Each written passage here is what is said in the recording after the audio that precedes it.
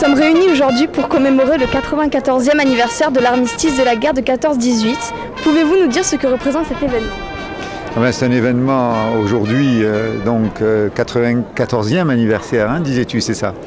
C'est un événement évidemment de mémoire surtout et auquel nous sommes très attachés parce que c'est le fondement du socle de notre République et de notre démocratie, avoir la mémoire, le souvenir et les remerciements vraiment pour tous ceux qui sont tombés, qui ont donné leur vie pour que nous soyons là aujourd'hui en liberté dans un beau pays où règnent les valeurs de la République et de la démocratie.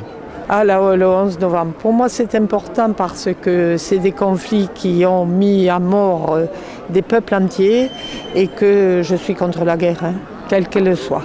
Et que dans la perspective justement pour vous jeunes, moi j'ai un petit-fils de 19 ans, je suis vraiment effrayée de la tournure de l'Europe et mondialement avec ses pouvoirs plus ou moins fascisants qui à mesure prennent de l'importance, en France y compris. C'est le devoir de mémoire le 11 novembre.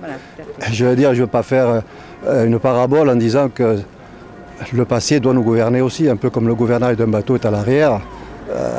Il ne faut pas oublier. Voilà, il ne faut pas oublier. La folie des hommes. Voilà. Et ça a continué. Mon père a fait la guerre 14-18. Après, il a fait la guerre 39-45. Moi, j'ai connu la guerre d'Algérie, la guerre d'Indochine. Et puis, vous voyez, vous êtes jeunes, ça continue. Et tant que les hommes seront aussi bêtes, on ne pourra jamais arrêter les guerres.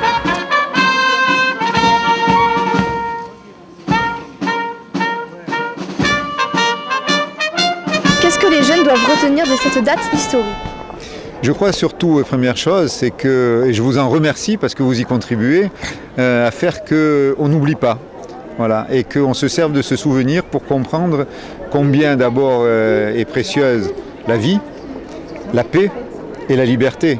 Voilà, et qu'on mette toutes nos forces en commun pour que dans notre pays d'abord, mais alentour et dans le monde entier, ces valeurs-là demeurent et surtout cette avancée vers plus de démocratie, plus de liberté et surtout la paix. Enfin vous êtes jeunes, vous n'avez qu'à voir autre chose. Regardez le soleil, la nature, tout ce qu'il y a de plus beau au-dessus de vous, puis ne regardez pas sur la terre. La terre, il n'y a que des imbéciles. Pour vous, je souhaite vraiment la paix pour que vous ayez un avenir serein. Mais ne perdez pas courage, on continue à se battre aussi, même les vieux.